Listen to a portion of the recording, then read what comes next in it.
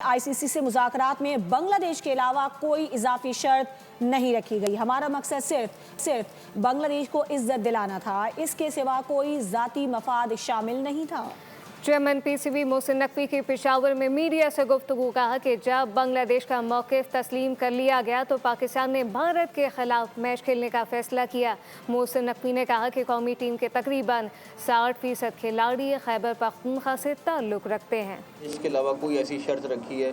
हमारा मकसद सिर्फ बांग्लादेश को इज़्ज़त दिलाना था, उनके साथ जो नाइंसाफ़ी हुई उसको उजागर करना था। और आपने देखा कि बांग्लादेश ने जो चीज़ें कहीं उनकी वो कबूल हुई और दैट्स इट। हमारा अपना कोई इसका ज़ाती मकसद नहीं था इसमें कि हम अपना कोई ज़ाती मकसद निकालते हैं। वो जो मर्जी बातें कर लें इसके ऊपर, लेकिन प्योरली हमारा काम सिर्फ बांग्लादेश से रिलेटेड था और उसी के ऊपर गवर्नमेंट ने फ़ैसला किया। और जब उनकी चीज़ें मानी गई, एक्नॉलेज हुआ कि उनके साथ ज़्यादती हुई है, तो उसके बाद हम वापस खेल रहे हैं। आप लोगों को अच्छी खबरें देंगे ताकि यहाँ का जो टैलेंट है वो ज़ाया ना हो, बल्कि और ज़्यादा उसको निखार पैदा करें। सब्सक्राइब करें और बेल दबाएं ताकि कोई खबर रह न जाए।